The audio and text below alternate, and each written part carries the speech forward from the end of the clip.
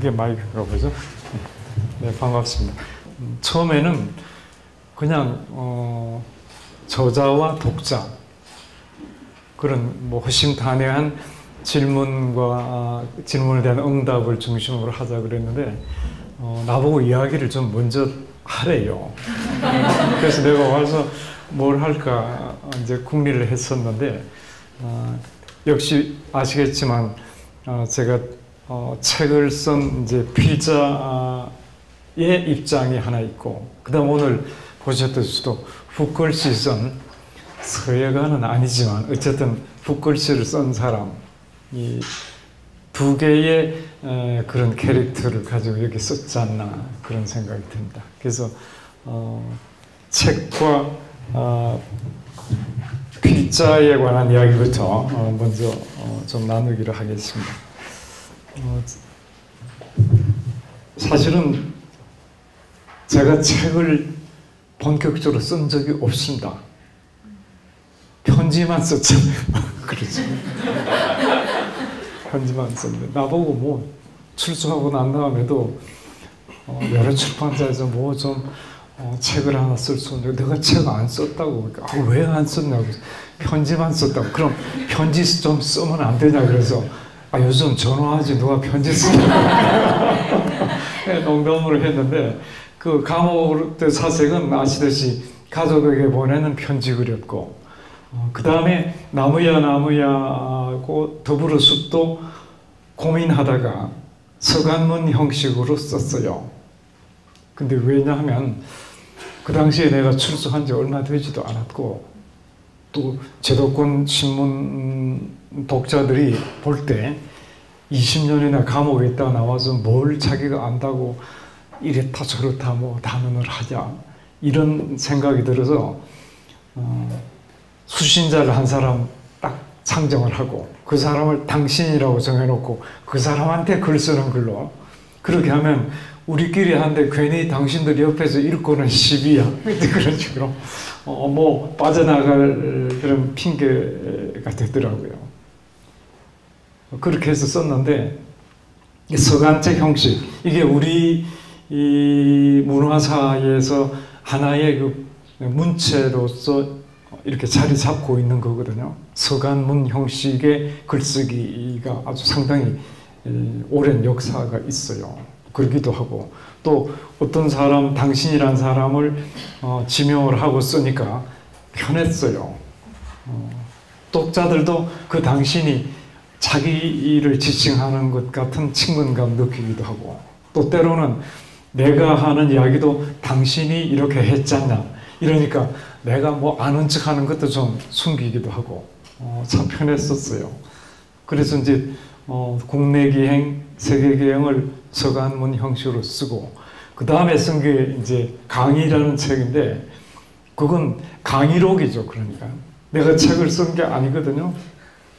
근데 프레시안이 그때 창간하면서 뭐 독자들 뭐 접속을 좀 늘려야 된다고 그걸 거기다가 시켰다. 그래서 내가 안 된다 그러니까 뭐 학생 근로장학생 하나를 선발해가지고 녹취를 해서 막 풀어서 이제 옮기더라고요. 그 보니까 깜짝 놀랐어요. 내가 이렇게 가르쳤나? 전혀 반대되는 이야기까지도 막 나와요. 그래서 안 되겠더라고요. 그래서 내가 차라리 내가 정리할게. 그래서 내가 정리해서 올렸어요. 그러니까 강의록 중심으로 이제 썼는데, 그때도 역시 책 쓴 건 아니잖아요. 근데 독자들을 수신자를 두고 쓴 것과 이렇게 이제 학생들 앞에 놓고 이렇게 이야기한 강의와의 차이가 분명히 있었어요. 특히 감옥에 앉아서 저 담밖에 있는 만날 수 없는 가족들한테 쓰는 편지, 또는 수신자도 없는 당신이라는 사람한테 쓰는 편지, 더구나 감옥에는 봉합엽서 한 장 스페이스를 초과하면 안 되고, 또 신문에 쓰는 것도 한 페이지 그림, 사진 빼고 딱 들어가는 매수가 있어서 늘 글 쓰면서 그냥 압축하는 게 일이었어요. 편하게 이거 좀 할 수 없냐. 그러니까 사람도 갇혀있고 글도 갇혀있는 글. 딱 어떤 사이즈나 스페이스에 딱 갇혀있는 글을 쓰는데 이게 강의는 좀 자유로웠어요. 옆길로 좀 나가기도 하고 그래서 강의책이 좀 두껍죠. 뭐 다른 얘기 하기도 하고 또 바로 면접 있는 사람들과 이야기하기 때문에 그렇게 좀 외롭거나 크게 사색적이지는 않았던 것 같아요. 근데 뭔가 서강문이라는 것은 조금 독특해요. 이 사고의 영역 자체가. 그런데 참 편하다 그런 생각을 하고 이제 최근에는 물론 이제 내가 강연한 것도 뭐 책으로 만들어서 서울대 출판부에서 내기도 하고 몇 개 이제 나오긴 했습니다만은 제가 이제 쓰고 싶은 것은 그런 갇히지 않은 글을 좀 썼으면 그런 생각이 있어요. 갇히지 않고 그냥 편하게 독자들 당신도 없고 뭐 특정한 독자도 학생도 없는 그런 글을 어쩌면 내가 나한테 쓰는 글 같은 걸 좀 쓸 수 없을까 그런 소망이 있어서 지금 여기가 돌베개 출판사이기 때문에 쓰고 있다 그러면 안 돼요. 뭐 또 출판하자고 얘기할까봐. 그래서 왜냐하면 뭐 여기 한철희 사장도 앉아있는데 미안하지만 출판사는 책 내서 자기들이 영업하려고 그러지 필자를 그렇게 존중해 주지는 그래요. 물론 뭐 한 사장이 반드시 그렇다는 건 아니지만 그래서 내가 일정하게 딱 거리를 두고 있는 거예요. 그런 글을 쓰고 싶어요. 쭉 그냥 예를 들면 그 원효의 대선 귀신론이라든가 아담 스미스의 도덕함정론 뭐 아시겠지만 칸트의 순수 이성 비판도 주가 하나도 없어요. 지금은 어떤 글쓰기냐 그러면 전부 갖고 와서 모자이크 하는 거예요. 이렇게. 그게 이제 뭐 논문이건 뭐 어떤 글이건 전부 누가 뭐라 그랬고 어디 뭐가 있고 전거가 있어야 되고 반드시 전거가 있어야 되거든요. 이게 이제 필자가 자신감 없는 것 때문이기도 하고 또 우리의 사고라든가 이 지적 역사 자체가 그만큼 이렇게 발목 잡혀 있는 거예요. 보수적인 발목을 잡혀 있는 거거든요. 그래서 그런 거 없이 그냥 쓰자. 그리고 이게 또 우리가 지금 또 갇혀 있는 것 하나가 뭐 서론, 본론, 결론 예를 들어서 이런 어떤 논리 체계에 갇혀 있는 사고를 우리가 하기가 쉬워요. 왜냐하면 언어라는 것 자체가 글이라든가 언어라는 것 자체가 개념이라는 그릇에 일단 담기는 거잖아요. 어떤 자유로운 생각을 어떤 이미지 같은 걸 그걸 딱 개념이라는 그런 그릇에 담고 그 개념의 조합에 의해서 일정한 논리 체계를 쭉 전개해야 된다고 생각하고 뭔가 도달하는 목표 지점이 있어야 된다. 이런 우리 이제 글쓰기나 책에 대한 관념들이 있거든요. 그걸 이제 깨는 게 필요하다. 그러니까 이제 건축적 의지 자체를 이걸 깨트리자는 생각이 사실 있고 최근에는 젊은 분들은 거의 매스미디어 또 미디어 자체가 바뀌기 때문에 이런 개념적 사고를 안 한다고요. 아주 이미지 사고를 하잖아요. 전부 디카 갖고 다니지 누가 뭐 일일이 쓰는 사람 없잖아요. 그래서 이런 우리가 지금 엄청난 변화를 하고 있는 이런 이제 그 시대적인 그런 지적 상황도 하여튼 고민이 되고 그래서 아주 자유롭게 쓰자. 그래서 사실은 꾸준히 쓰고 있긴 해요. 그리고 옛날에는 제가 하도 교도소에서 읽고 싶은 책을 못 읽어가지고 그렇잖아요. 허용되는 것만 읽어서 나와서 그냥 우선 제일 먼저 했던 게 내가 옛날에 갖고 있었던 책이 굉장히 많이 없어졌어요. 남산에 갖고 왔나 봐. 그래서 그 손때 묻고 아주 추억이 있는 책들이 그리워가지고 그 책은 아니더라도 뭔가 그 고서들을 좀 찾아야 되겠다. 그래서 제가 뭐 하여튼 불광동 뭐 어떤 저기까지 다 돌아다녔잖아요. 없더라고 책이. 못 찾겠더라고요.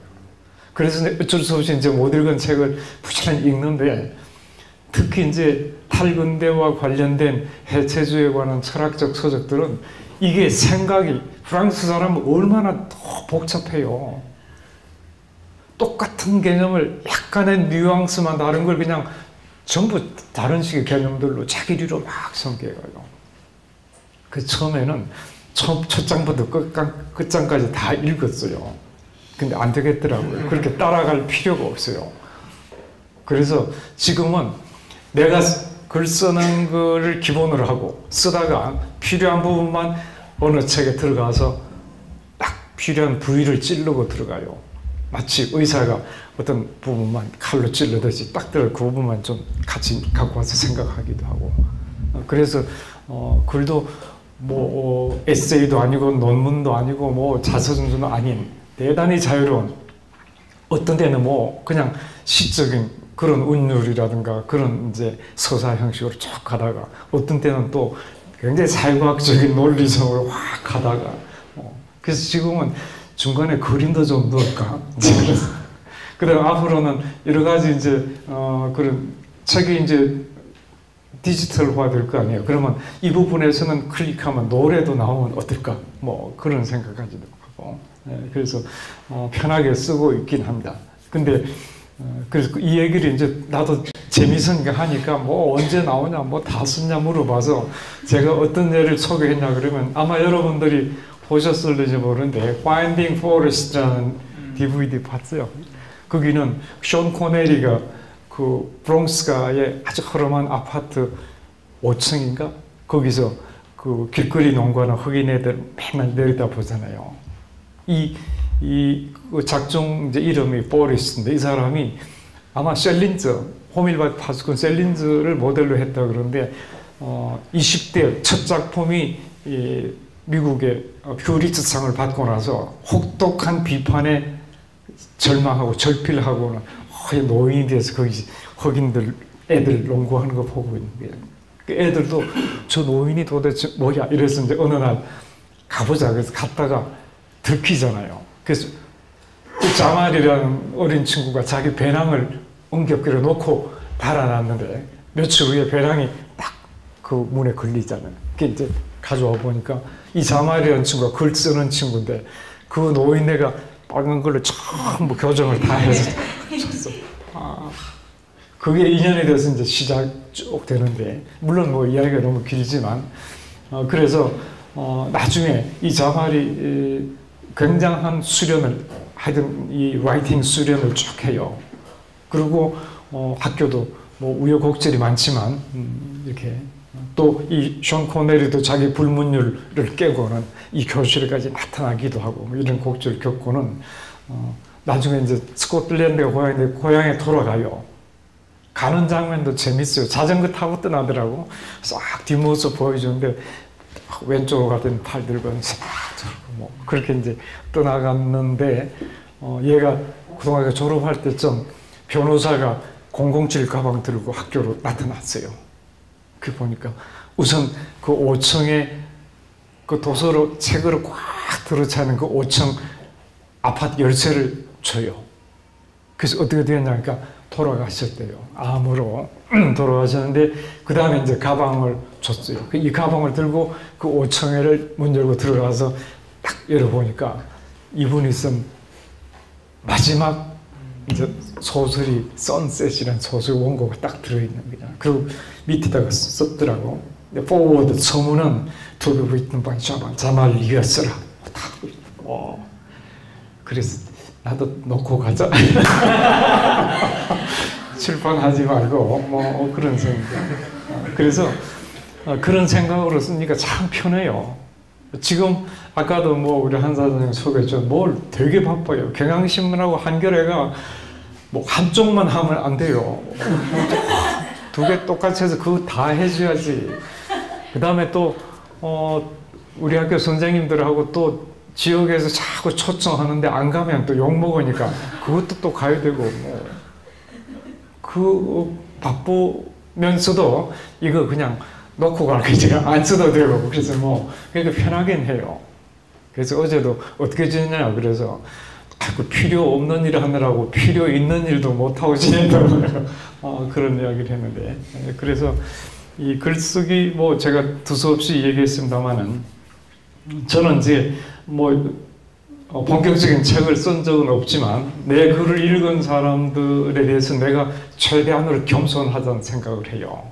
어쨌건 그 글은 나로서는 굉장히 많이 공력이 들어갔어요. 특히 감옥을도 사색, 여러분들이 그 봉화묘수 한 장에 있는 거 그거 뭐 10분만 하면 읽을 짧은 글이잖아요. 그걸 내가 얼마 만에 쓰냐 그러면 한 달 만에 써요.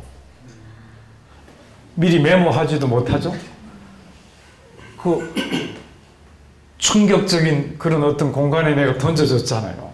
뭐 5만 가지 생각이 다 나는데 이걸 어떡하나, 그냥 지나면 강물처럼 그냥 다 흘러가고 잊어버릴 텐데 어딘가 기록을 했으면, 근데 필기도구 절대 허용 안 하니까 유일하게 이제 허가되는 게 집에 보내는 이제 편지, 봉합엽서가 허용돼. 거기다가 이제 쓰기 시작했거든요. 어떻게 써? 안 되지. 메모도 못 하니까. 교도소 편지란 게 자기가 이번 달에 편지 쓰려고 그러면 신청하면 보관되어 있는 봉합엽서가 하나 나와요. 이 수본하고 도장, 교문과 도장 찍힌 글. 그럼 그걸 가지고 교도관의 시선 하에 거기 조그마한 책상에 잉크병하고 철필, 여러분 철필 모르죠? 펜? 철필 거기 꽂아놓고 거기서 써야 돼요. 근데 보면 양이 제법 많잖아요. 거기서 써야 되니까 이번 달에 쓸 걸 한 달 내내 생각하는 거예요. 뭐에 관해서 써야지. 그러면 쭉 생각하고, 그때는 뭐 20대부터 내가 징역살이 했잖아요. 머리도 좋아가지고 다 암기해요. 완벽하게 원고가 교정까지 다 된 상태로 가서 쫙 쓰는 거. 그래도 철필로 쓰는 시간이 상당히 걸릴 거 아니에요. 그럼 딴 애들도 써야지. 그럼 누가 뭐 진짜 오래 쓰세요? 그럼 네가 먼저 써 비켜주기도 하고. 한 번은 비켜줬는데 보니까 다 써요 그러더라고. 금방 뭐 몇 초도 안 됐는데 그렇게 빨리 썼냐? 그러니까 딱 보여준 데 보니까 석자만 썼어요. 딱. 나는 빡빡하게 썼는데 석자를 형님 돈만 썼더라고요. 그래서 이제 비켜줘가면서 이제 쓴 거잖아요. 그러니까 한 달 내내 생각하고 교정하고 다 문장으로 만들어서 썼잖아요. 아까 여기 엽서란 게 그 영인본이거든요. 저거 본 분들이 어떻게 교정한 게 없냐? 그걸 철필로 썼는데 하나도 왜 교정 안 했냐? 미리 다 했거든요. 다 해서 쓴 거니까. 그래서 이제 모든 필자가 나는 그걸 유의해야 된다고 생각해요. 여러분들이 10분 읽는 글을 내가 한 달간 갖고 있었잖아요. 그러니까 이거는 필자와 독자의 어떤 역량의 차이가 아니라 거기 들어간 시간의 차이예요. 그렇잖아요. 여러분들 읽을 때는 10분 만에 쓴 듯한 착각을 갖잖아요. 누구든지 한 달 동안 쫙 골몰해서 쓰고 다듬고 하면 그 정도 걸 다 써내지. 그래서 모든 필자들이 독자들이 보내는 그런 뭐 애정이나 뭐 무슨 뭐 감동, 존경 이런 것들을 그냥 기분 좋게 받아들이면 안 돼요. 반대의 경우도 얼마든지 있거든요. 그래서 나는 그런 점에서는 늘 하여튼 자기 성찰을 사실 하려고 하고 있습니다.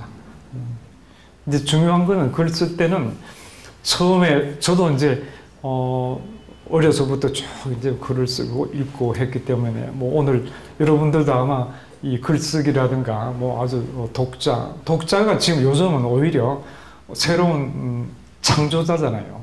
그렇죠. 텍스트는 일단 픽스되어 있는 더 이상의 어떤 변화가 없는 텍스트이긴 해도 독자는 얼마든지 새로운 텍스트를 자기가 새로운 독법으로 창조하잖아요. 오히려 그래서 보레스 같은 사람들이 소위 저자의 사망과 독자의 부단한 탄생 그렇게 얘기하잖아요. 그래서 여러분들도 아마 글쓰기에 대해서는 굉장히 많은 고민들을 하고 있는 분이라고 생각이 드는데, 글 쓸 때는 처음에는 우리가 지금 갇혀 있는 그런 글쓰기, 아까 그 레퍼런스나 주에 대해서 얘기했잖아요. 누가 뭐라고 어디서 쓴 걸 갖고 와야 되고 그런 게 없으면 글이 안 되는 이런 데서부터 출발해요. 그리고 글의 어떤 깊이나 뭔가 체계보다는 아주 단편적인 표현의 그 화사함 이런 것 때문에 이제 이렇게 매력을 느끼기도 하고 이런데 중요한 것은 아마 차츰차츰 여러분들이 이제 그 독서라든가 인생을 살아가면서 깨닫게 될 텐데 그 속에 어떤 생각을 담느냐가 가장 중요해요. 뭘 쓰는가가 참 중요해요. 뭘 쓸 거냐, 어떻게 쓸 게 아니라. 그래서 바로 그 점, 이렇게 뭘 쓸 것인가. 남들이 뭔가 관심 가질 만한 걸 쓸 건가, 아니면 자기가 진정으로 고민하고 있는 걸 쓸 건가. 크게 거기서부터 나눠져요.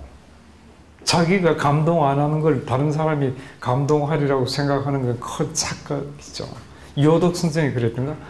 잠자리는 겁도 없나 봐. 큰 높은 장대 끝에서 잠도 다 자고 애들은 잠자리가 장대 끝에서 자는 거 보고 가슴 조마조마할 줄 알지. 천만에 애들 조마조마한 애 하나도 없어요. 그러니까 자기는 아니면서도 남들이 감동하리라는 생각 얼마나 오만해요. 그래서 최소한 자기가 고민했던 거 그런 것들을 쓰는 게 옳다고 저는 생각해요. 그래서 표현이라든가 다른 사람들로부터 가져오는 해박한 무슨 이런 자기 지적인 유희 이런 것들은 오히려 천박하고 오히려 앞으로는 아마 점점 더 이렇게 매도될 거라고 생각을 해요. 그래서 어떤 생각을 자기가 정리할 건가 바로 그 점이 대단히 중요하고 그러기 위해서는 우리가 이제 하는 생각들이 단편적일 수밖에 없어요.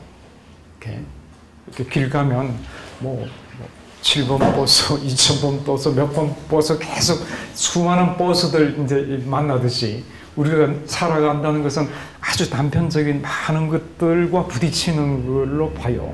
근데 그걸 어떻게 할 거냐? 그런 것.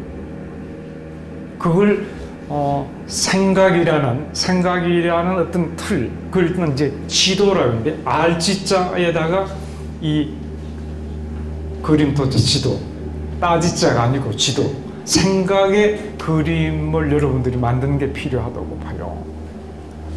지금은 이제 안 하지만 한동안은 제가 해마다 연말이 되면 큰 칼렌더 안 버리고 늘 놔둬요.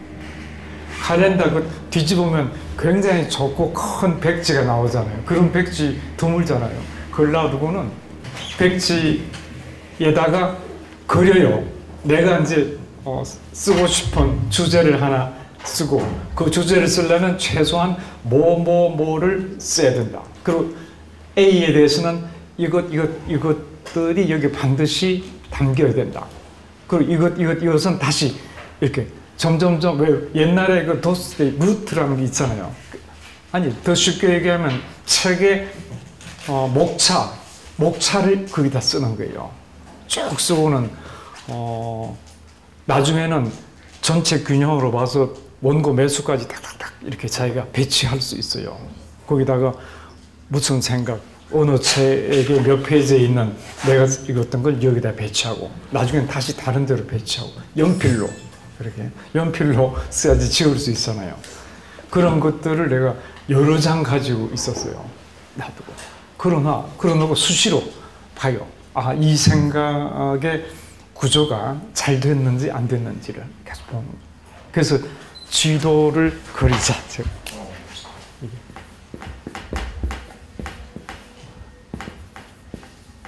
지도. 이런 지도 못 들어봤죠. 그걸 이제 가져야 돼요. 이거 안 가지고 저희 정보화 시대에 이런 크고 작은 아까 수많은 버스들 만난다. 근데 그거 하나하나를 들고 다니면서 그 책 읽었을 그 임시에 다른 사람들 대화 속에 잠깐 떠올렸다가 명멸하고 사라져가고 이런 것들은 자기 지적인 성장에 도움이 안 돼요. 그래서 반드시 지도를 만들고 자기가 부딪히는 모든 생각들을 그 지도의 좌표에 이렇게 위치시켜야 돼요. 그래서 자기 생각들을 이렇게 뭔가 하나의 체계로 만들어 나가는 게 필요하다. 그런 생각을 제가 드리시고, 책 읽을 때도 마찬가지입니다. 그래서 적어도 자기가 그런 자기 생각, 즉 뭔가 이렇게 화두처럼 걸어놓고 있는 그런 칼렌더가 몇 개 있으면 책 읽을 때마다 거기다가 얼마든지 마킹 이렇게 할 수 있어요. 그래서 생각을 이렇게 정리해서 만들어 나가는 노력이 필요하지 않을까. 독서도 그래서 어떤 창제로 이어지려 그러면 생산적이려면 그런 작업이 필요하다. 그런 생각을 여러분들에게 이제 해드리고 싶고요. 그 다음에 글씨에 대해서 제가 잠깐 얘기하죠. 뭐 시간이 많지 않으니까 또 질의응답도 해야 되니까 글씨는 여기 있는 이제 글씨들 이번에 돌베개가 1층을 카페로 만들고 쭉 벽면에 뭐 전시 공간을 만든다 그래서 제가 몇 개를 가져오고 마침 집에 있던 요 두 개는 감옥에서 쓴 거거든요. 불시 1번 한철골 정덕묘 박비향 그다음 요거는 김창완의 그리하여 그 여자 순대장사 시작했지. 아까 보셨어요? 내가 감옥에서 썼던 글들인데 그리하여란 거는 그 여자의 그 이전까지의 그 파란만장한 일생을 딱 한마디로 표현한 거잖아요. 그게 우리 감옥에 들어온 애들 보면 그리하여 감옥에 들어왔다. 그렇잖아요. 그런 느낌들. 그리하여가 다 있거든요. 그래서 이 감옥에서 이거 쓰면서 느낀 건데 이게 어떻게 감옥에 쓴 게 있냐. 근데 제가 원래 감옥에서 썼던 것은 바깥으로 반출이 안 됩니다. 절대로 안 됩니다. 근데 이제 제가 대전교도소에서 글씨를 많이 썼잖아요. 글씨를 쓰고 마지막 한 2년 반, 약 3년을 전주교도소로 이송 갑니다. 그래서 내가 글씨 써서 갖고 있던 이 소지품, 이런 글씨들을 포함한 소지품들을 일단은 출소하면 교도소에서 안 줄 텐데 전주교도소로 가니까 다 나랑 같이 실려서 전주로 보냈어요. 이게 전주에 이제 전주교도소 딱 내리니까 전주교도소에서 이렇게 뭐 양말, 뭐 치약, 담요는 이제 갖고 들어가도 되는데 글씨는 안 돼. 여기 영치식에다가 출소할 때 갖고 가. 얼마나 반가워. 출소할 때 갖고 나왔어요. 그래서 글씨가 몇 개 있습니다. 제가 뭐 많이 이제 주기도 하고 그랬는데 그래서 그 글씨가 있고요. 그 외에 이제 붓글씨도 사실은 글 쓰는 거나 같습니다. 제 경우는 글씨도 아까 뭘 쓸 것인가가 중요하죠. 저 지필. 근데 글씨도 마찬가지입니다. 어떻게 쓸 거냐보다도 뭘 쓸 것인가. 또 어떤 형식의 글씨가 아름답다고 생각하는지. 또 어떤 형식으로 쓰는 것이 그 글이 지시하는 내용과 서로 일치되는지. 이 더불어 한길이라는 그 의미가 더불어 한길이라는 글자와 어떻게 내용과 형식 면에서 서로 이렇게 조화가 되느냐 이런 거거든요. 그래서 바로 그런 점에서 글씨도 자기는 뭘 쓰고 싶다 이게 제일 중요해요. 글씨가. 제가 붓글씨에 대해서도 뭐 참 할 얘기가 참 많습니다만은 붓글씨 중에서도 저는 이제 서도의 관계론 부분에 초점 맞춰서 글씨도 쓰고 서에 관한 이야기도 제가 풀고 그러는데 왜냐하면 제가 다른 그 지필이나 뭐 강의나 뭐 강연에서도 주제가 내가 해야 될 부분은 근대 사회란 자본주의 사회의 지속 가능성에 대한 회의, 자본주의 사회가 갖고 있는 비인간적인 여러 가지 구조 이런 것들을 뛰어넘는 데 필요한 우리들의 고뇌를 이야기하자. 그래서 이제 탈근대를 근대 사회를 존재론적 사회, 자기 존재성을 배타적으로 강화하려는 그런 존재론적인 패러다임의 철저한 사회로 보고, 그걸 뛰어넘기 위해서는 우리들의 사고와 정서 자체를 관계론으로 바꿔야 된다. 뭐 이번에 스티브 잡스 얘기도 나는 조금 이해가 안 가는 게 있어요. 그는 다른 사람을 위해서 시간을 절대로 쓰지 마라 그렇잖아요. 자기 삶을 다른 사람 쓰지 마라. 그거 좀 모순인 것 같아요. Your success is my success잖아요. 그런 게 우리 삶인데, 또 자기는 뭐 애플리케이션 개발하는 많은 사람들을 그 애플 위해서 막 시간 쓰게 하면서 그 따위 소리 하면 되냐. 이제 존재론적인 사고, 뭐 예를 들면 그런 것들을 우리가 뛰어넘는 그런 걸 나는 내가 할 수 있는 여러 가지 이제 일들의 핵심적인 그런 이제 과제로 삼고 있고, 서도도 당연히 그 일환으로 제가 이제 얘기를 하는데, 그게 소위 말하는 서도의 관계론이라 그러면 여기는 지금 뭐 없구나. 전서가 없네. 전서란 거는 왜 그림이잖아요. 매산자를, 이게 산, 이게 수, 그렇죠? 이 그대로 아이콘이잖아요. 이 글자와 이 글자가 지시하는 대상이 일치하잖아요. 그래서 모든 그런 대상과 관계가 있어요. 그렇잖아요. 그게 이제 발전하는데, 우리 글에서 한글은 상형 문자가 아니기 때문에 일단은 안 맞아요. 그렇잖아요. 드라이한 기호이기 때문에 아이콘이 아니거든. 심볼이잖아요. 그래서 이제 한글 쓰면서도 이제 고민을 참 많이 했는데, 그래서 나는 그 문제도 나대로는 여러 가지 고민들을 해요. 예를 들면 제가 아마 보신 분 계실지 모르는데 이렇게 손 잡고 더 불어, 비읍자가 하나 빠진 줄 잘 모르더라고. 더불어라는 이 의미를, 이런 조형적인 비읍을 서로 공유하는 형식으로 이제 쓰기도 하고, 그래서 얼마든지 고민하죠. 제가 그 안상수 교수를 비롯해서 디자인 하시는 분들한테 충격적으로 자기들이 느꼈다 하는 게 있어요. 아마 그것도 여러분들 아실 거라 봐요. 여기다 할게요. 네.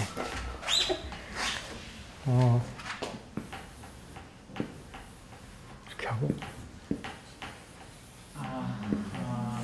이거 보셨죠? 네.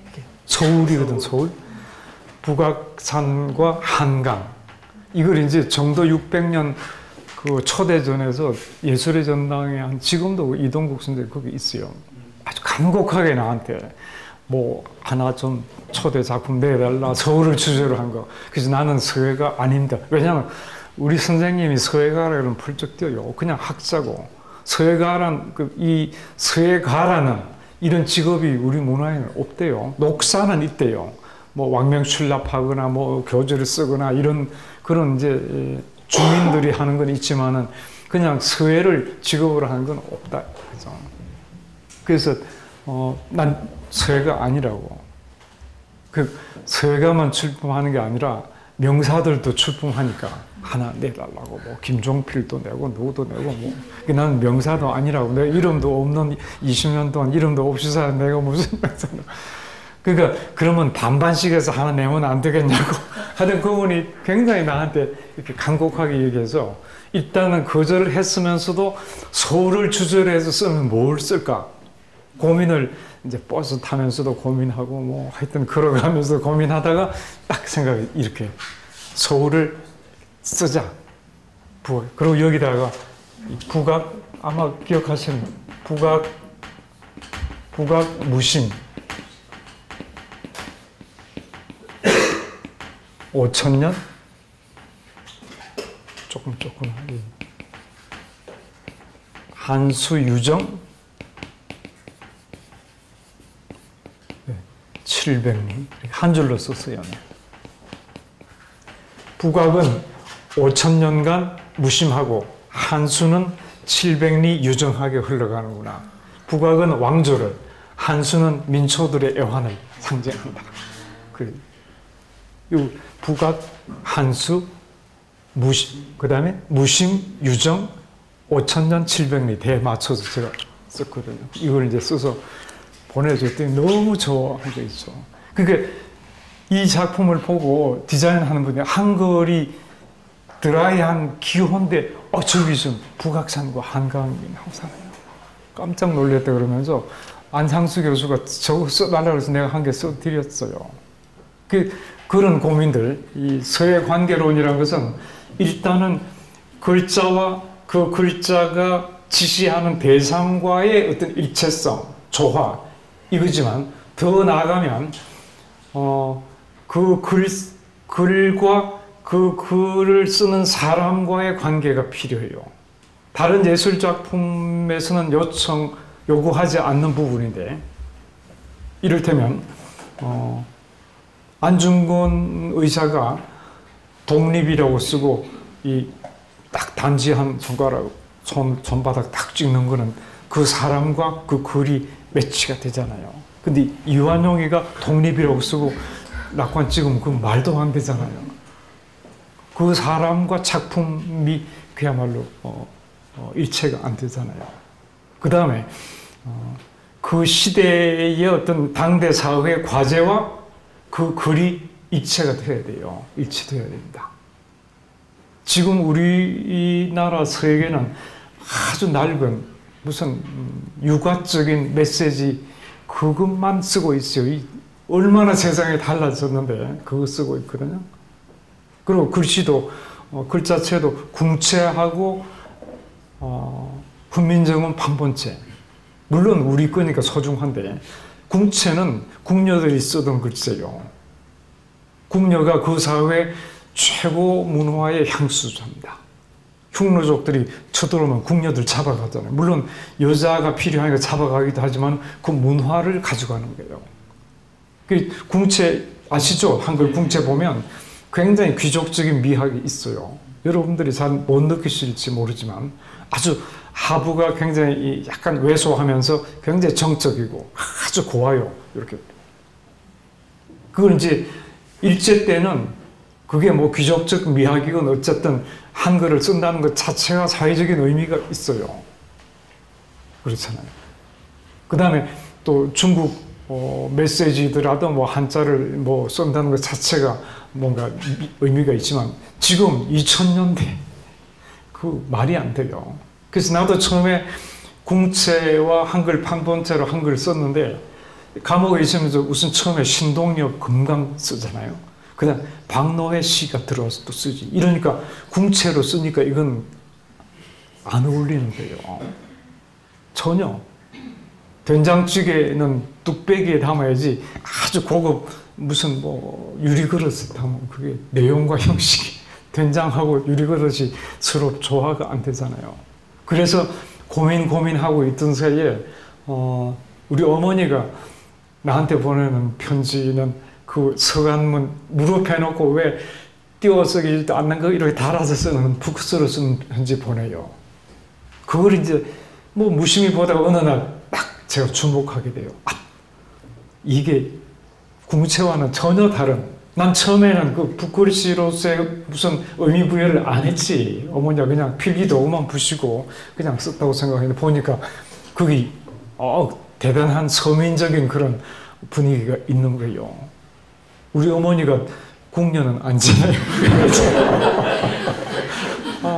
그리고 그 어머니에 대한 기억을 참 많이 감옥에 앉아서 이렇게 내가 이렇게 다시 불러올 수 있었어요. 우리 아버지는 자장농의 이제 아들인데 대구 사범학교 좀 그래도 신학을 했던 좀 똑똑한 이제 젊은이고, 우리 어머니는 이 신가들 집안보다 훨씬 부잣집 지주 집안의 외동딸이거든요. 그 시집 올 때 두루마리를 많이 갖고 왔던 기억이 있어요. 요즘은 두루마리 갖고 시집 오는 사람 없을걸? 그게 뭐 여러 개 뭐 심청전, 뭐 춘향, 판소리, 뭐 아니야 뭐 적벽부 이런 거 전부 두루마리 가지고 와서 와가지고 취집 와가지고는 그 동서들이라든가 이쪽 이제 이 자기들 시댁 사람들을 문화적으로 딱 이렇게 완전히 장악하는 그를 내가 나중에 이제 깨달았다고. 막 낭낭하게 그거 쫙 둘러서 읽는 모습 같은 게 떠오르기도 하고. 그 서민들이 안방이나 이런 방에서 뭐 별로 밝지 않은 불 속에서 막 읽는 그때의 글씨들도 생각나고. 그래서 그걸 주목하고 이제 글씨를 쓰기 시작해요. 그리고 제가 이미 붓글씨는 전예해 행초 다 썼어요. 참 좋은 선생님을 만나기도 하고, 또 어려서 할아버지 이 사랑방에서부터 썼어요. 할아버님이 제가 장남이 아니거든요. 중간에 껴 있어서 장남에 대해서는 할아버님이 조금 이렇게 삼가해요. 그 아들의 아버지가 장남에 대해서는 뭔가를 이렇게 관리해야 된다고 생각하고, 중간에 끼어있는 손주는 할아버지가 좀 관여해도 된다고 생각했는데 내가 잡힌 거야, 완전히. 서로 나 불러서 심부름 시키고 싫다는 앉혀놓고는 뭐 천자문 일으키기도 하고 붓글씨 쓰라 그러고, 심지어는 당신 친구들 중에 글씨 잘 쓰는 분 청해다가 그분 앞에서 또 쓰라 그러고. 얼마나 귀찮은지 뭐 밖에 친구들 기다리는데 그냥 앉았어요. 그때 이제 그렇게 썼던 기억이 있고, 그 후에 교도소에서도 이제 좋은 선생님 만나서 전예해 행초를 다 해요. 그래서 전서, 예서, 행서 해서 읽은 궁체에는 편필, 로봉이라 해서 사실은 특별한 필법이 없어요. 이렇게 그냥 긋는 건데, 이 한문서에는 그렇지 않아요. 뭐 장봉, 중봉, 뭐 여러 가지 전서 획이 다르고 예서 획이 다르고 다 다르거든요. 그 풍부한 획을 한글에 가져오고, 형식도 궁체 형식을 깨트리고 내용과 형식을 좀 맞게 가자. 그래서 이제 쓰기 이제 시작을 했죠. 그 처음에 내가 출소해가지고 뭐 유홍준 교수가 그때 민미업 하느라고 거기 사회단체 기금 마련전 한데 찬조작품 하나 내라 그래서 처음 낸 작품이 아마 한글로 딱 여럿이 함께 썼을 거예요. 이렇게 여럿이 함께를 붙여가지고 이렇게 이거보다는 잘 썼지. 이렇게 썼더니 붙여서 썼더니 뭐 유홍준 교수 나중에 무슨 어깨동무체라는 이 말이 붙었다고, 또는 감옥에서 오래 있어서 나왔을 때 유배체라 그러고. 근데 이걸 이제 딱 내니까 아마 글씨 쓰는 사람들도 약간 쇼킹했나 봐요. 한글도 굉장히 굵고 이렇게 쓰니까 작품이 된다. 그 다음에 내용도 여럿이 함께잖아요. 이게 무슨 뭐 논어에 나오는 것도 아니고. 그래서 굉장히 그 시기에 뭐 사회 역량들을 연대해서 뭔가 개혁을 해야 된다는 그런 시대적인 당대 과제하고도 연결도 되고, 또 감옥에 있다 나온 사람으로서의 신용보기가 할 만한 얘기기도 하고, 이래서 참 좋다는 생각들을 했어요. 근데 이제 후배 중에 한 사람이 뭐 교수인데 그분이 조심스럽게 나한테 와서 선생님 조금 참 좋은데 문제가 있대요. 그 무슨 문제야? 그러니까 이게 여럿이 함께는 방법론만 있고 목표 지향성이 없습니다. 어디로 가자는 거냐, 여럿이 함께가. 없잖아요. 어떻게 생각하세요? 맞긴 맞죠? 여럿이 함께 어디로 가자는 거냐. 그래서 내가 그 다음부터는 여기 밑에다가 여럿이 함께 가면 길은 뒤에 생겨난다. 그러니까 우리들의 의식 형태가 그런 거예요. 누군가가 지시하는 사람이 있어야 돼요. 이게 뭐 과거부터 무슨 이데아의 세계부터 절대자를 거쳐서 계몽주의 철학이 이르기까지 뭔가 계몽주의적인 목표가 있는 거예요. 여럿이 바깥에 누군가 다른 사람이 지시하는 거예요. 특히 우리같이 문화적인 무슨 자기 결정권도 없는 이런 종속적 문화 상태에서는 누가 하여튼 다른 사람들이 결정하니까 여럿이 함께 이 사람들이 결정해야지. 여럿이 함께가 자기가 가는 방향을 결정해야지. 그리고 모든 건 어떤 목표를 먼저 설정하고 그 목표로부터 지금 현장의 어떤 실천적 과제를 이렇게 내려받는 형식의 잘못되는 사고들이 있는 거 아니에요. 여럿이 함께 가면 길은 등 뒤에 생겨나는 거거든. 진행하면서 길을 만들고. 그래서 내가 그 후 썼더니 나중에 그 후배가 알았어요. 그래서 대단히 미안한 얘기를 자기가 모르고 했었다고. 그래서 바로 그런 여러 가지 이제 글씨 하나 좀 여러 가지 함의가 있어야 되고 자기가 뭘 쓰겠다 또 어떤 형식으로 쓰는 것이 자기가 쓰고자 하는 그 주제를 가장 효과적으로 살릴 수 있는지 이런 걸 고민을 해야 된다고 생각을 하죠. 그래서 붓글씨 뭐 지금은 쓰려고 하는 사람 별로 없습니다. 참 많이 시간도 들고 또 나이가 많아야 돼요. 글씨가 좋으려고 그러면 우리도 80 넘어야지 글씨를 좀 알아준다고 그러더라고. 별로 안 알아준다 그래도 해요. 왜냐하면 이 글씨라는 게 그냥 쓰는 것 같지만 그 속에는 아까 말씀드렸듯이 어떤 것이 아름답다. 나무나 꽃도 어떤 꽃이 어떻게 생긴 나무가 아름답다는 게 사람마다 다를 수 있잖아요. 그렇죠. 그게 어릴 때 아름답다고 생각했던 것 나무라 그러지만 사람을 여러분 상정하면 돼요. 아주 참 멋있다. 그 이제 어떤 사람을 아름답고 멋있게 보는가를 여러분들이 생각하시면 될 거요. 아마 달라졌을걸? 나한테도 내가 우리 동네 그게 10,000원짜리 미장원에 가서 머리 깎는데 그 아주머니가 오세훈이 지난번 급식 투표할 때 오세훈이 얼마나 미남이냐고. 그래서 나는 아닌데요. 그러니까 오세훈이가 미남 아니란 말이라고. 그 아주머니 같이 주로 나이 많은 아주머니 타입이지 나는 아니라고. 누가 그러면 좋아요? 나는 안성기가 훨씬 나은데요. 그러니까 이렇게 보는 게 얼마든 관점이 다르잖아요. 사람도 반듯하고 이야기 잘하고 굉장히 뭔가 이렇게 스마트한 사람을 좋아하다가 약간 어리숙하면서도 말도 별로 이렇게 유창하지 않고 약간 어눌한 듯 하면서도 뭔가 이렇게 함축성이 있는 듯한 사람, 그런 사람이 차츰차츰 좋아지기 시작하는 나이도 있어요.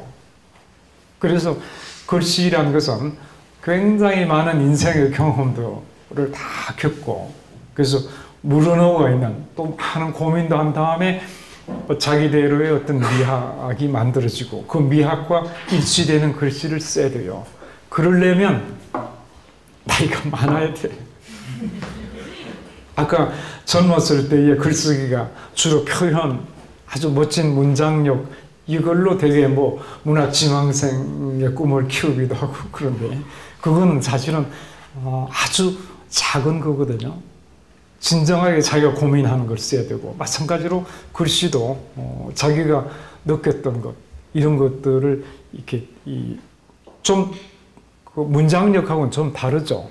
이게 아주 시각적이고 이런 회화적인 게 많기 때문에 그런 것들로 이제 표현은 조금 추상적이긴 하지만 그런 걸 이제 만들어내는 노력은 나는 굉장히 중요하다고 생각해요. 자기가 인생을 살아가는데 또 많은 사람들을 이렇게 판단하는데 글씨의 미학이 갖고 있는 의미는 참 대단하다고 봐요.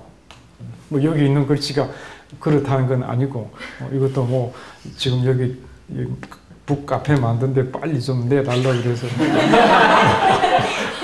이렇게 냈었는데 그렇습니다. 글씨든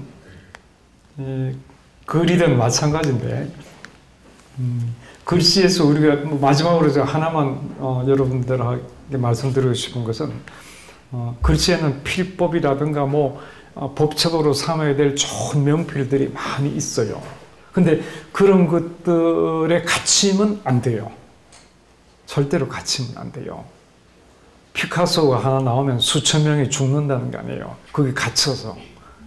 그래서 그걸 유법 불가하고 유법. 법이 있어도 불가, 안 되고, 무법, 불가. 법이 없어도 안 돼요. 법이 있어도 안 되고 법이 없어도 안 돼요. 참 힘들죠. 뭐 어떻게 하라는 거야. 그 아마 그 함의를 여러분들이 좀 고민하시면 될 것 같아요. 딱 뭔가 아주 교조적인 어떤 틀에 딱 이렇게 갇히는 사고나 갇히는 미학은 절대 안 됩니다. 우리나라 경우도 그림만 하더라도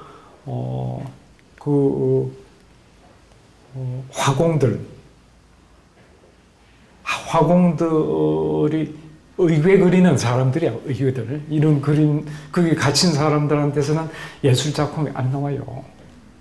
거기 안 갇힌 사람들이, 예를 들면 경제 같은 사람들도 사족이거든요. 오히려 녹사라든가 이런 왕명출납하고 이런 아주 직업적으로 쓰는 글씨보다는 추사같이, 추사 아마추어잖아요. 붓글씨 아마추어지, 그냥 학자지.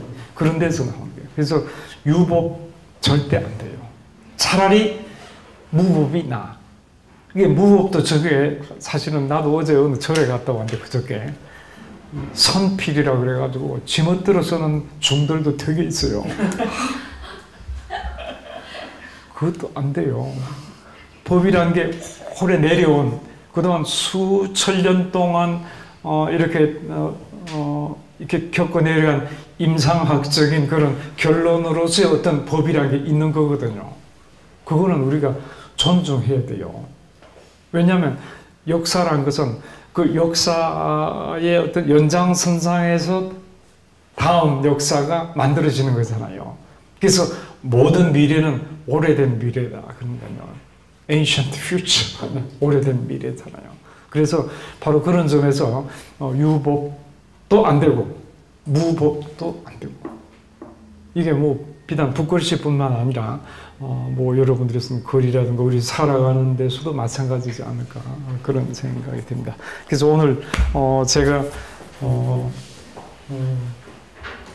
이 필자로서 또는 붓글씨 쓴 사람이라는 두 개의 어떤 정체성으로 여기 선 것 같아가지고 크게 두 가지에 관해서 말씀을 나눴는데, 얘기하다 보니까 많이 길어졌네. 이제 편하게 여기 질문하신 분들도 있더라고요. 그러니까 같이 질문에 응답하는 형식으로 남은 시간을 같이 갖기로 하겠습니다.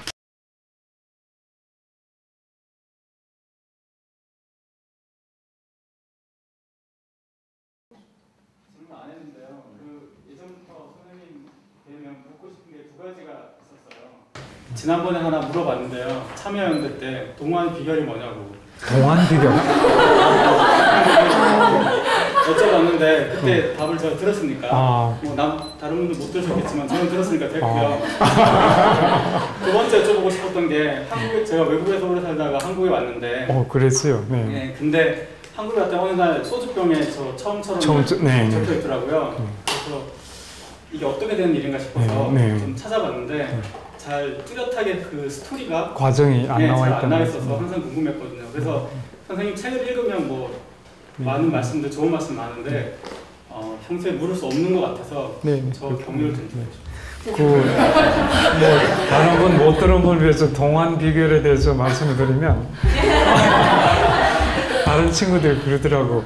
그 감옥에서 웰빙 식사를 많이 했대요. 콩보리밥 고기 안 먹고 하여튼 규칙적인 생활하고 그래서 그럴 거라고 그러기도 하고 처음처럼은 제가 우리 학교에서 이런 작품이었어요. 여기는 처음처럼 없나? 이렇게 안 돼 있고 이렇게 소주병 있는 거죠. 이렇게 두 자씩 돼 있고 그림이 있는 걸로 해마다 우리 학교 홍보 칼렌더를 만듭니다. 이렇게 탁상 칼렌더, 거기 저 작품이 들어 있는데 그걸 크로스포인트 그 손혜원 대표가 그 칼렌더를 자기 탁상에 놓고 있었대요. 근데 두산 소주에서 산이란 소주를 내리면서 새로 그 네이밍을 또 브랜드 디자인을 부탁을 해왔죠. 그때 딱 보고 아 이거다 싶어서 전화를 했어요 나한테. 그래서 그 소주 이름으로 하면 어떠냐.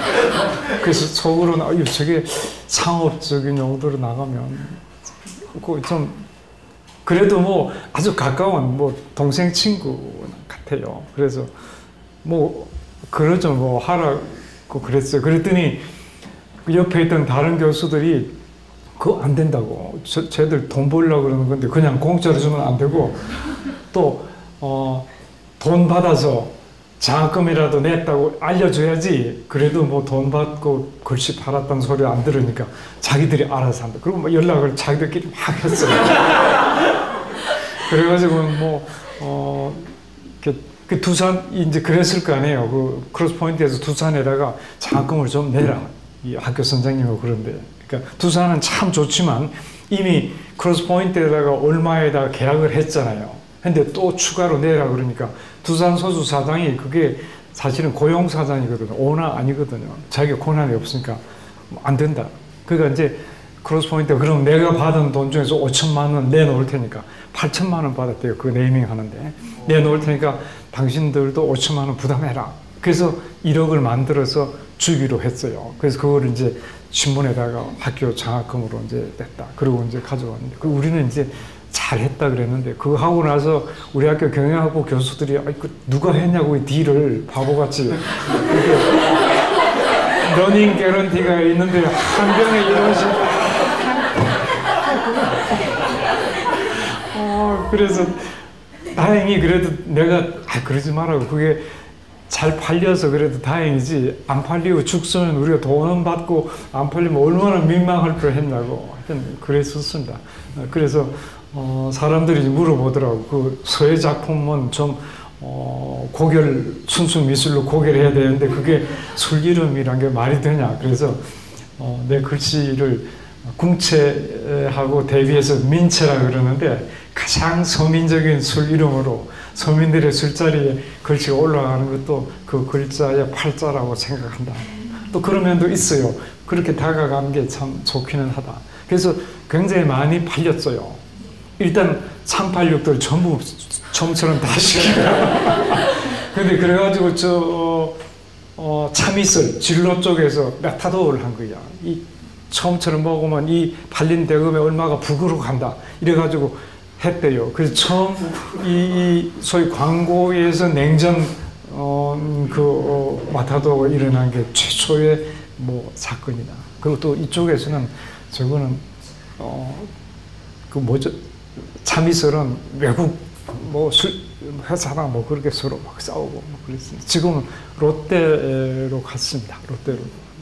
사실 제 질문은 저는 소인배고 뭔가 좋은 말을 많이 듣고 그래도 그게 이제 특히 이제 밖에서는 그런 거가 남한테 관계 속에서 잘 할 수 있고 그 여러 가지 책도 읽은 그런 거가 있으니까 남한테는 그렇게 안 하는데 가족 속에서 제 본질이 이제 그런 것들이 발견될 때 굉장히 괴로운데 선생님은 사회에서 존경받는 그런 분으로서 그런 괴로움은 없으신지 그게 제 질문이었는데 좀 엉뚱한 거였고 근데 하여튼 선생님 말씀 속에서 그것도 뭐 좋은 질문이라고 생각해요. 네, 저는 아까 항상 성찰하신다는 그 말 속에 제가 이제 선생님한테 드릴 만한 질문이 아니라고 생각했어요. 왜냐하면 제가 처음 뵙지만 제가 이렇게 선생님 책만 읽고 좋아했던 이유는 그게 제가 엉뚱하다고 하는 이유는 만나보지 않았는데 그분을 존경한다는 그런 거는 제가 이렇게 알아볼 수 있는 그런 거였거든요. 그래서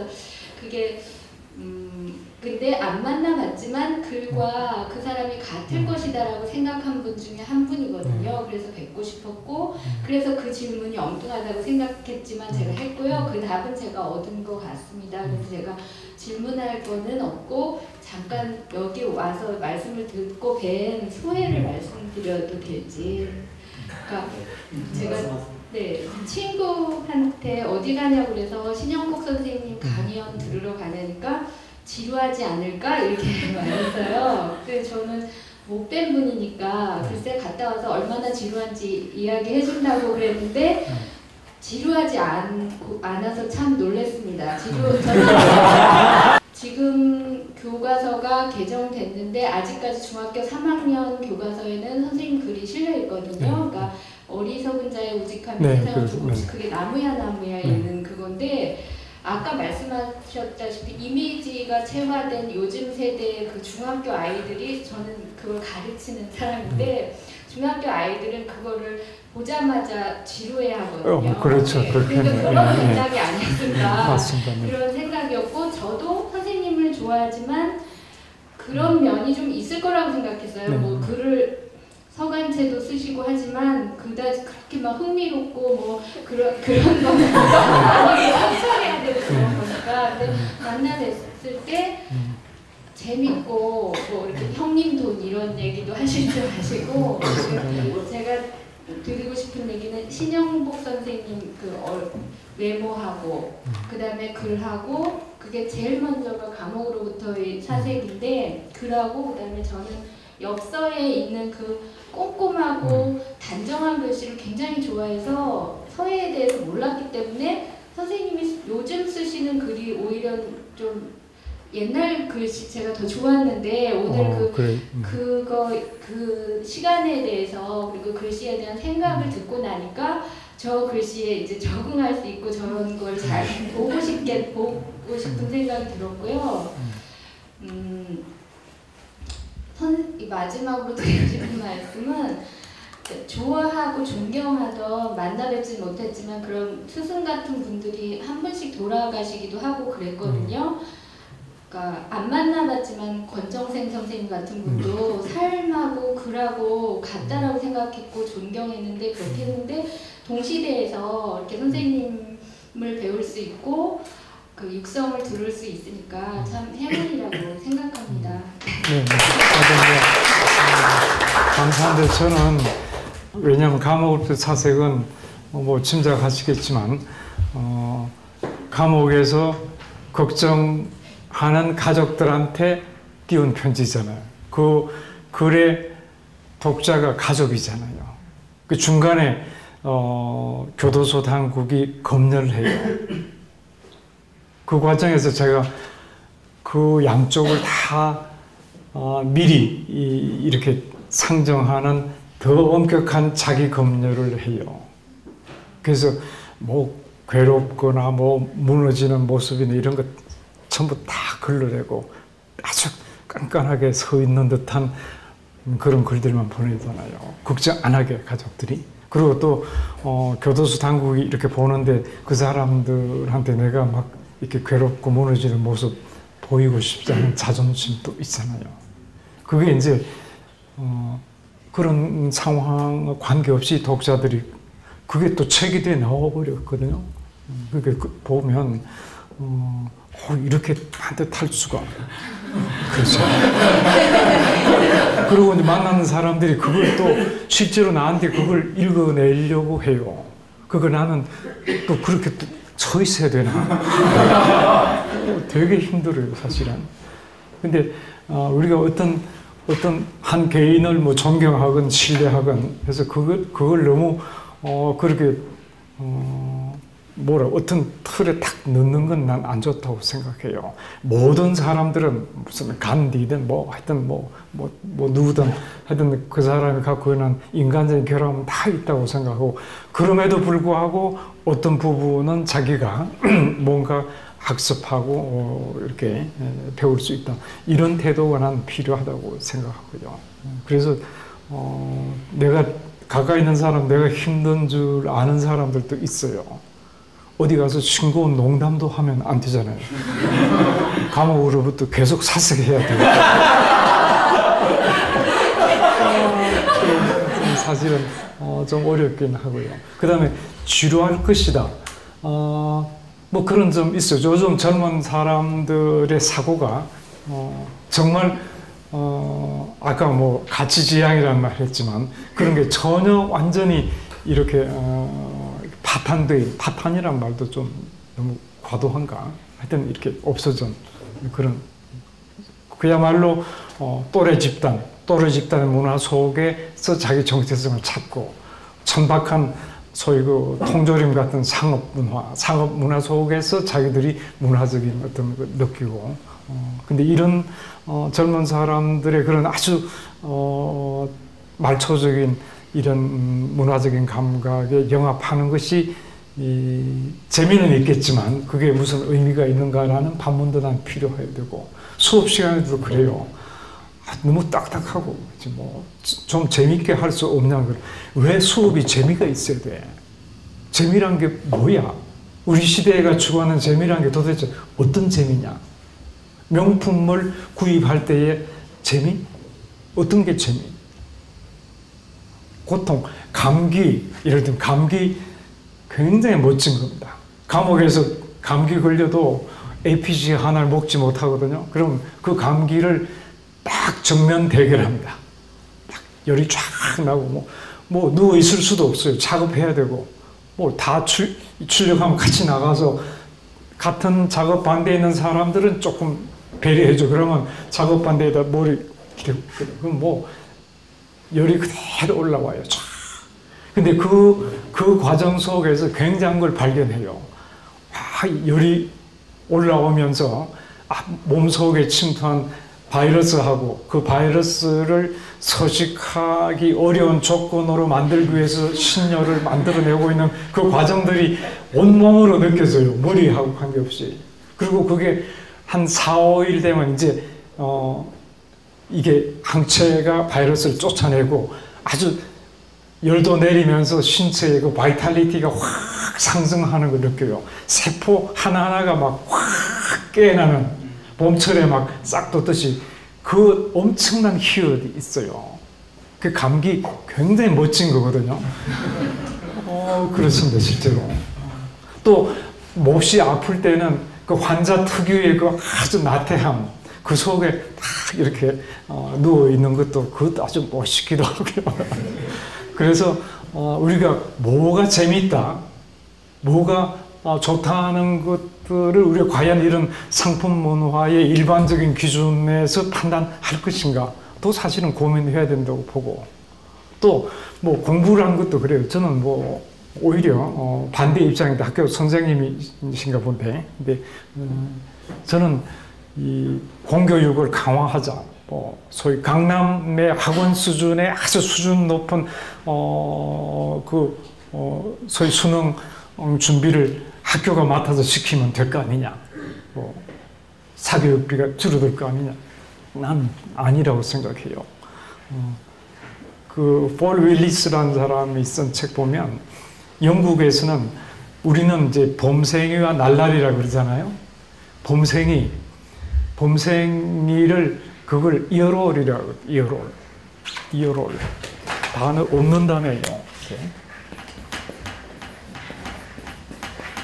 여기 H가 빠져서 이어롤이라고 그래요. 왜냐하면 귓구멍, 신체 부위 중에서 가장 수동적인 부위가 귓구멍이에요. 자기 표현이 전혀 없고 듣기만 하는 놈들이니까. 듣기만 하는 녀석들, 그런 아주 경멸적인 뜻을 이어롤이라고 그러죠. 그 이제 노는 애들 있잖아요. 날라리들. 그 렛츠라고 해요. 아주 사내들. 렛츠라고 하는데, 얘들은 세상에 대한 페니트레이션, 통찰력이 뛰어나요. 학교가 얘기하는 여러 가지 커리를 다 밟아도 결코 영국 사회 유리천장 절대로 뚫을 수 없다는 걸 잘 아는 거예요. 그 선생들하고 농담 따먹기 하고, 그냥 선생들이 맥주 마시면 저쪽 구석에, 같은 맥주집 구석에서 자기들도 낄낄낄 마시면서 선생들 교실에서 다른 모습도 막 즐기기도 하고, 뭐 줄 담배 피기도 하고, 뭐 자마이카 애들하고 집단 패싸움도 하고, 이래서 어쩌면 영국 사회의 아주 경직된 사회를 바꿀 수 있는 굉장히 역동적인 에너지의 원천인 그 렛츠들이, 이게 결국은 영국 노동계급을 충원하는 그런 하나의 인력 풀로서 이렇게 좌절되어가는 모습을 굉장히 슬프게 봐요. 그걸 이제 포섭해 나가는 그런 여러 가지 문화적인 기제에 대해서 고발하고 있는데, 우리 경우도 마찬가지로 생각해요. 뭐가 재미있냐는 건 이게 바로 포섭되어 가는 경우라고 봐요. 뭔가 우리 지금 선생님들도 그 여롤들만 상대하는 거 아니야? 오히려 랄라리들은 일단 버린 애들은 걔들을 나는 뭔가 만들어내서 우리 사회의 어떤 변화의 어떤 역동성으로 키워내는 게 과제가 아닐까 생각하고 바로 그 과정에서 상업 문화의 그 달콤함 그런 소비적인 것들을 이렇게 대결할 수 있는 어떤 다른 어떤 문화적인 접촉도 필요하지 않을까 그런 생각을 하거든요. 그래서 제 글이 들어 좀 딱딱하고 지루한 면이 있을지 모르지만 다른 사람보다는 그래도 난 덜 지루하게 하려고 그림도 그리기도 하고 그러기도 하는데 그러면서도 뭔가 젊은 사람들과의 소통을 나대로는 이제 고민은 하고 있습니다. 그래서 뭐 질문에 대한 답변이 됐는지는 모릅니다만은 뭐 우리가 같이 고민해야 될 문제가 아닐까 생각을 하죠.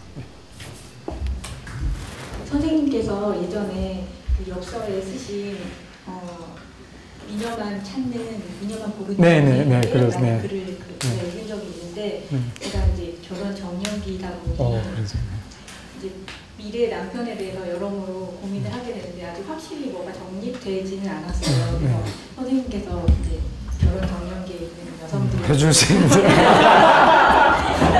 어렵다. 근데 이제 우리 지금 고르는 거죠, 되게 사람들 상대를 결혼 상대를 이렇게 선택하고 고르고 하잖아요. 근데 별 소용 없어요, 골라봐도. 왜냐하면 사람이라는 게 일단 이 판단하는 게 한계가 있고요. 그 다음에 사람 자체가 계속 변화하잖아요. 변화 발전하잖아요. 그리고 사람은 또 상대적이에요. 나도 미운 사람 만나면 되게 밉게 해요. 고운 사람 만나면 다 내주고. 그렇죠. 그래서 옛날 말로 미운 사람 고운 데 없고 고운 사람 미운 데 없다 그러잖아요. 그렇기 때문에 이렇게 골라봐도 별 소용없어요. 자기가 하기나 자기 자신감 있으면 뭐 누구든지 같이 이렇게 같이 둘이서 만들어간다 그런 생각도 있어야 되고 물론 이제 자기 깊이 각인되어 있는 미적 정서라든가 이런 게 있을 거예요. 그러니까 뭐 쉽게 고쳐지지 않는 뭐 내 스타일이 아니야 뭐 필이 안 꽂혀 뭐 이런 게 있을 수는 있는데 나는 그보다는 오히려 자신감 가지고 같이 만들어 나가는 게 중요하고 또 아마 여러분들 마찬가지로 이 이성 간에는 여러 가지 생긴 거라든지 많이 보죠. 같은 동성 간에는 좋은 친구는 어떻게 골라요? 아주 뭐 쌍꺼풀 쥐고 날씬한 애들 고르진 않잖아요. 인간성 좋은 사람 고르잖아요. 똑같아요. 이성이라 그래서 그 부분 무시하면 절대 안 돼요. 아주 중요. 그게 가장 가장 오래오래 가는 부분이거든요. 그래서 우선은 자기 이 자신감을 좀 갖고 자신감. 내가 이제 결혼할 때 제가 총각으로 오래 있다 나왔잖아요. 그래서 뭐 주변에서 여러 사람 소개하고 그랬는데 하다가 처음 보고 그냥 결혼했어요. 왜냐하면 보면 뭐 느끼기도 하고 그다음 뭐 같이 만들어가면 된다고 생각하고 또 내가 본들 어떻게 알아? 첫인상이 얼마나 불안정한 건데요. 그게 어제 저녁에 기분 나쁜 일이 있으면 오늘까지 그래서 또 상대방도 마찬가지고 그래서 바로 왜 그렇게 쉽게 하냐 그러더라고. 그래서 나는 원래 감옥에서도 성질이 고약한 사람하고 잘 지낸다 농담으로 그러긴 했지만 그런 게 필요해요. 우선 자신감이 중요하고 인간성 보세요. 그냥 이렇게 요즘은 전부 외모 많이 보더라고. 외모는 사실 며칠 안 가거든요. 미녀의 특징이 여러 가지가 있을 수 있는데 제가 구사하는 개념으로는 미녀는 존재론적인 그런 어떤 성격을 갖는 거다. 왜냐하면 미녀는 자기가 존재하는 것으로 자기 모든 역할을 다 했다고 생각해요. 자기가 미녀라고 생각하지 않는 사람, 미녀임에도 불구하고 않는 사람은 뭔가 자기 역할을, 롤을 해요. 뭐 청소도 하고 책상 바로 여러 사람 모이면 자기 역할을 통해서 존재하려고 그러는데 미녀는 그냥 꽃처럼 존재하는 것으로서 모든 걸 다 해결하려고 그래요. 누가 자기 칭찬할 준비가 늘 되어 있는데 칭찬 안 하면 섭섭하고 힘들어요, 사실은. 남자들도 마찬가지예요. 남자들도 되게 힘들거든요. 그래서 그것도 미라는 거는 여러 가지 관점이 있어요. 유일하지 않습니다. 이렇게 여러분들도 아마 그리고 영화의 주인공은 전부 남자건 여자건 다 미녀고 미남이 됩니다. 아세요? 처음에 저런 여자를 저런 남자를 어떻게 주인공으로 캐스팅했을까? 근데 쭉 하면 그 사람 그 주인공이라는 게 중앙에 딱 이렇게 올리잖아요. 그러면 멋있어서요. 그 사람 엑스트라하고 주인공의 차이가 엑스트라는 죽을 때 금방 죽잖아요. 주인공은 죽을 때 굉장히 천천히 죽잖아요. 친구도 있고 우정도 있고 뭐 애인도 있고 가족도 있고 얘기도 쫙 하잖아요. 모든 사람들을 그렇게 수많은 사연 역사가 있는 어떤 존재의 자리에 딱 두면 굉장히 멋있어져요. 그냥 지나가다가 멋있다 절대 아닙니다. 그 뭐 바람 같은 거기도 해요.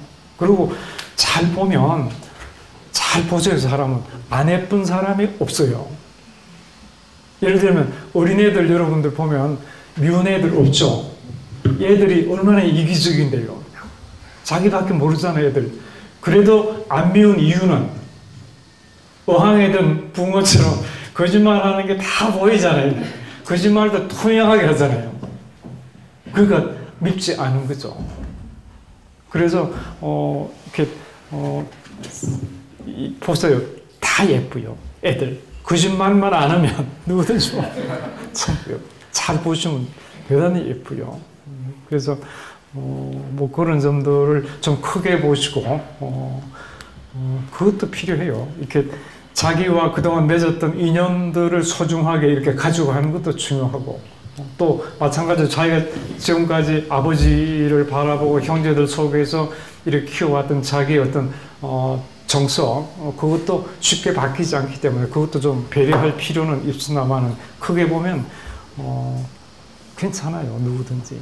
그리고 진정으로 사람들을 좋아하면 얼마나 기적이잖아요. 어떤 한 생명이 다른 생명을 위해서 자기를 헌신할 수 있다는 건 그건 뭐 엄청난 거죠.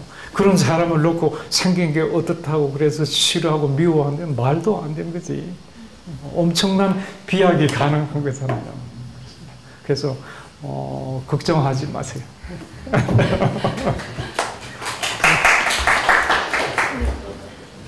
여기는 네, 몇 분 더. 네. 저는 오늘 당연히 그 더스트리고 그것은 옳지 않고 다른 몇 분.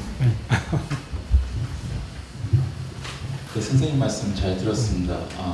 저 이번에 저는 그 27살이고요. 이제 대학교 갓 졸업한 따끈따끈하게 이제 취업을 준비하는 학생입니다.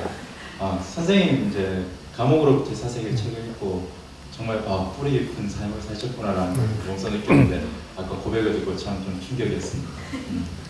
선생님 저는 선생님 그 뿌리 깊은 삶에 대한 걸 제가 앞으로 이제 사회에 나가는 데 있어서 뭐 여기 계신 분들도 그렇겠지만 다 희노애락이나 여러 가지 삶에서의 많은 역경들을 거칠 거라는 생각이 들어요. 선생님께 앞으로 살아가는 여기 젊은이들에게 한 말씀 해주실 수 있는 말씀 부탁드리고 싶습니다. 청년들도 사실은 우리 사회가 참 힘든 사회이긴 해요. 뭐 두 가지 점에서 한 사람의 일생에 있어서 청년 시절이 없으면 참 삭막하겠죠. 청년 시절이라는 게 그게 이룰 수 없는 꿈, 그걸 갖고 있는 기간 있잖아요. 이룰 수 없는 꿈들에 아주 이렇게 가슴 설레던 기간이 그게 있어야 되는데 없잖아요. 전부 스펙 쌓아야 되고 뭐 입시 준비해야 되고 취직 준비해야 되고 이렇게 청년 시절에 없는 한 사람 인생이 너무 삭막할 거 아니에요. 마찬가지로 또 한 가지는 대학이 없는 사회. 대학은 그 사회의 역사에 있어서 청년입니다. 그렇죠. 오늘로부터 독립해 있고, 그렇죠.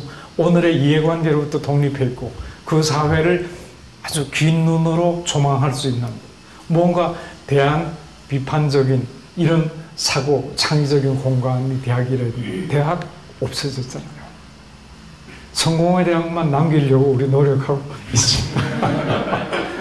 없어요. 뭐 무슨 산학협동이니 무슨 맞춤 교육이니 이 자본 그 칼 야스퍼스가 대학에 이념해서 자기가 이제 당했으니까 나치스한테 쫓겨났잖아요. 하이델베르그 철학 교수직을 박탈당했기 때문에 그 아주 강조적인 정치 권력으로부터 독립. 뭐 그 나치스 망하고 난 뒤에 나중에 바젤 대학에서 다시 이제 교수직을 다시 회복합니다. 근데 그 경험 때문에 정치 권력으로부터 독립을 굉장히 강조하는데 나는 정치 권력보다도 경제 권력으로 독립되다. 안 됩니다, 지금. 자기들이 아주 청년 시절을 가지고 있는 젊은이들을 자기들이 뽑아서 자기들의 비용으로 회사에서 다시 직업 교육을 시켜야지. 그 비용을 전부 학교나 국가의 부모들한테 거기서 다 훈련시켜서 가서 자기들 써먹게 하니까 얼마나 이기적이에요. 없잖아요. 그러니까 이 청년 시절을 갖는 것, 한 사회에서 대학다운 대학 공간을 갖는 건 굉장히 중요합니다. 그 사회의 어떤 유연성과 창의성과 바로 직결되는 거거든요. 그래서 개인적으로는 그런 삭막한 현실에서도 자기가 청년 시절을 가져야 되겠다는 그런 아주 각오를 갖는 게 필요해요. 저도 학교에 있으니까 내가 뭐 이러저런 고생을 많이 해봐서 뭔가 상담하는데 좀 도움이 된다는 인상을 주나 봐요. 그래서 학생들 들어봐요. 자기가 고민이 돼요. 뭐냐니까 자기 어머니가 지금 문제란 거야. 어머니를 기쁘게 해주는 것도 참 좋긴 한데 어머니는 이웃집이라든가 다른 친척들한테 그래도 얘기할 만한 그래도 어느 정도는 지명도가 있는 직장에 들어가는 걸 원한다는 거야. 그 자기가 그거 보면 결국 그 직장에 들어가서 뭐 물건 팔아주는 일에 직접 간접으로 관련된 일을 그냥 해야 되는데 자기는 하기 싫다는 거지. 성공회대학교 나오면 이쪽에 소위 여러 가지 그런 사회운동 그 분야에서는 그래도 진골로 평가받는다. 돈은 안 되지만 그거 하고 싶은데 안 된다는 거야. 어떻게 하면 좋으냐고.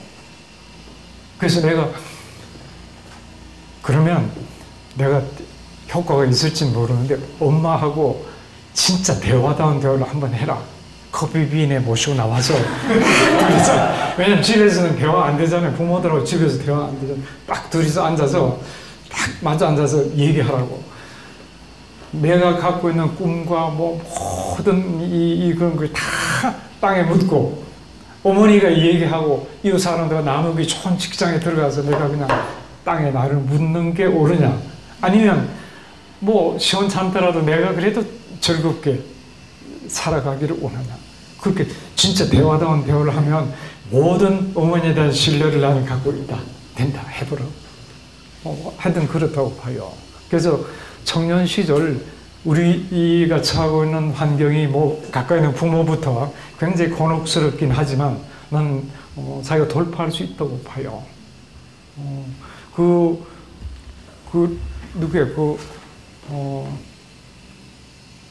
내가 읽었던 금방 또 생각이 잘 안 나네. 연금술사라는 거 아시죠? 네? 그래. 그 연금술사의 얘기가 그거잖아요. 연금술사가. 코엘료가 연금술사가 실제로는 쇠나 납을 갖고 금을 못 만들잖아요. 근데 그게 나중에 금도 만들어 사막에서. 그래서 만들기도 잘 끝에는 무화과 나무 밑에서 그냥 또 보석함을 파내요. 그래서 야, 이걸 소설을 연금술사 어떻게 한 거냐. 근데 나중에 내가 깨달았어요. 아, 이게 코엘료다운 아주 대가다운 그런 어떤 플랫을 만드는구나 느꼈는데, 왜냐하면 실제로 그 젊은 청년이 갖고 있는 게 아무것도 없잖아요. 가죽 물푸대 한 개, 그 다음에 무화과 나무 밑에서 깔고 잘 수 있는 그 담요 한 장, 그 다음에 책 한 권, 그 다음에 양떼, 아주 작은 양떼 하나. 그거 갖고 쭉 이제 고난의 길을 쭉 하는데, 메시지는 간단해요. 그 금을 얻지는 못하지만 그 찾아가는 자기의 어떤 자아의 어떤 신화를 쭉 찾아가는 그 길고 긴 시간의 매 순간이 바로 황금의 시간이다. 그런 메시지잖아요. 그런 그 인생은 난 그렇다고 생각해요. 뭘 얻어? 그렇게. 그 자기가 살고 있는 그 순간 그 자체가 보람있고 아름답고 가치 있으면 돼요. 그리고 우선은 이제 엄마가 보는 눈, 이웃집 아주머니, 또 동창생들, 사람들 시선을 의식하게 되긴 해요. 뭐 사람이니까 되는데, 조금 더 이제 이렇게 인생을 살아가면 남들이 자기를 어떻게 평가하는가 보다는 자기가 자기를 어떻게 평가하는가 결정적인 시기가 와요. 남들은 다 멋있다 그러고 뭐 그러는데 자기는 알잖아요. 자기가 얼마나 비굴하고 그건 완전히 자기 못 견디는 거예요. 그래서 우선 자기가 자기를 승인할 수 있을 정도의 자부심이 필요하다. 질문 하나만 더 드릴 수 있습니다. 네. 이제 좀 마무리를 해야 될 시간인 것 같은데 다른 좀 한두 분만 제가 꼭 더 하실 분 있으면 받고요. 다른 분은 기회 드리겠습니다. 이거 금방 손 들었던 분 계신 것 같은데. 네, 안녕하세요. 네, 앉으세요. 네. 앉아서 하세요. 네. 저는 김선우라고 하고요. 뭐 질문을 여러 가지 돌베개 페이스북에 올렸었는데 제가 좀 무례한 질문들, 뭐 좀 약간 저급한 질문들이라고 생각됐는지 이렇게 질문 루트에는 빠졌어요. 근데 그런 말씀을 드리고 싶은 건 아니고, 오늘 제가 여기 강연에 오게 됐고 선생님 뵙고 나서 오기까지의 마음, 그리고 지금 마음 그냥 간단히 감사 인사 드리고 싶어서 좀 부끄럽지만 제가 25부터 한 4, 5년 외국에 혼자 살았었는데 그때 처음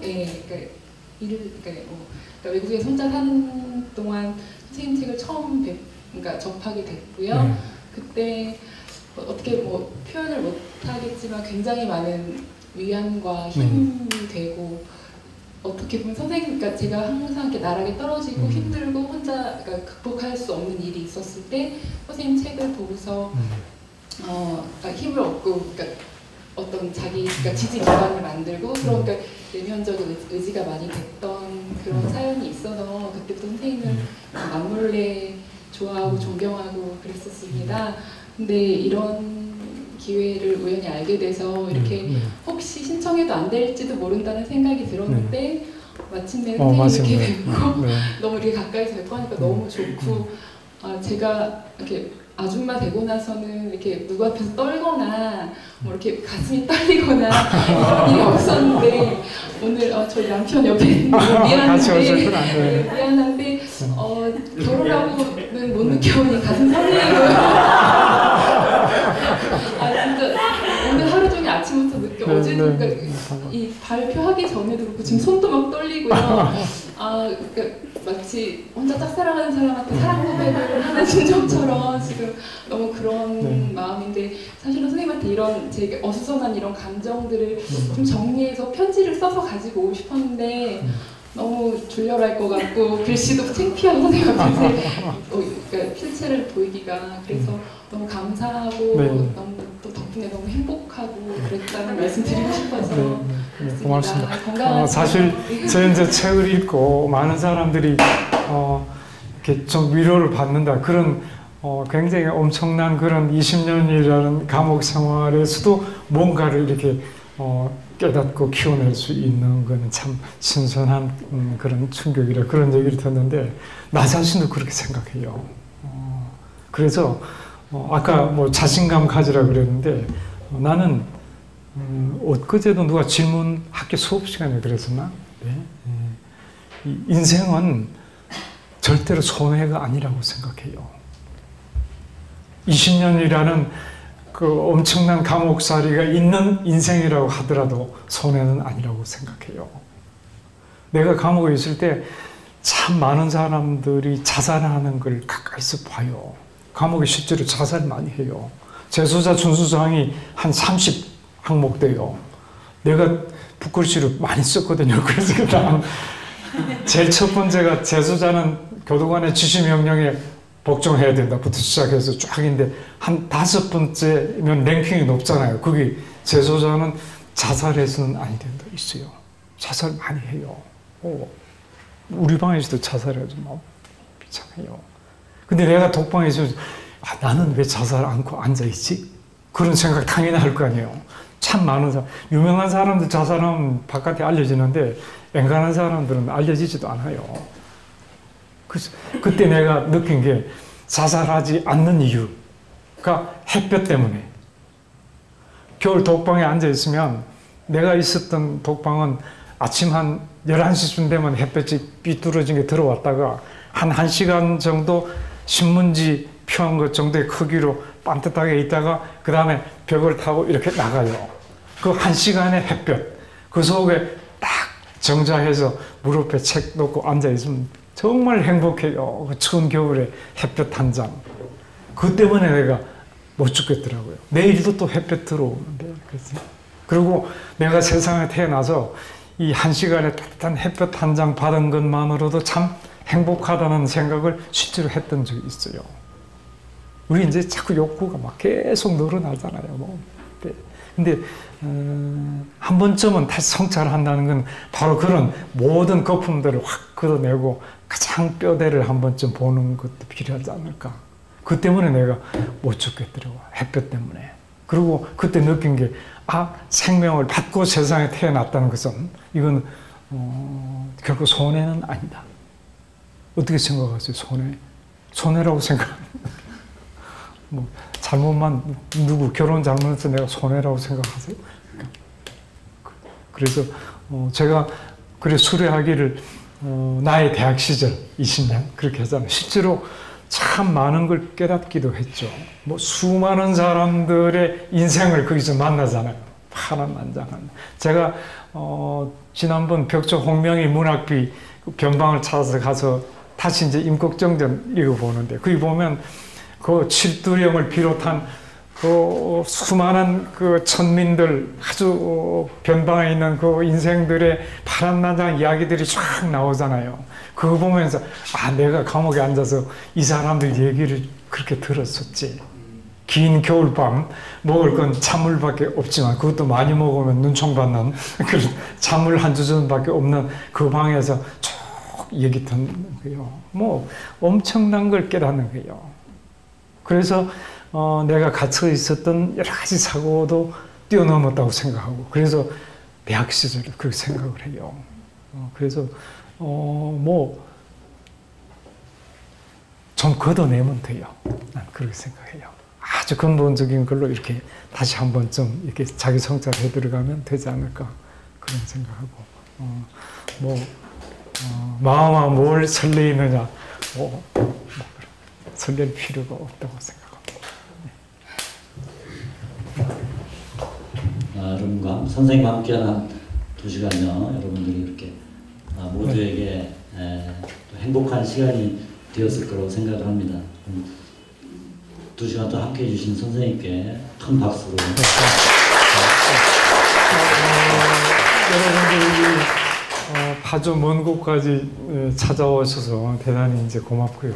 또 앞으로도 이 작은 공간이지만 돌베개 북카페가 좋은 자리를 계속 만들어서 뭔가 고민들을 나누고 뭔가를 약속한 그런 작은 공간 잘 만들어 주시기를 바라고 저도 기회가 되면 가끔 와서 오늘 같이 이렇게 서로 뭔가 비슷한 고민들 갖고 있는 사람들 만나니까 참 편하네요. 제가 굉장히 큰 이런 강연장에 가면 막 무슨 어버이연합회 사람 같은 거 엉뚱한 질문하고 그러거든요. 오늘 그러지 않고 참 좋습니다. 네, 반갑습니다.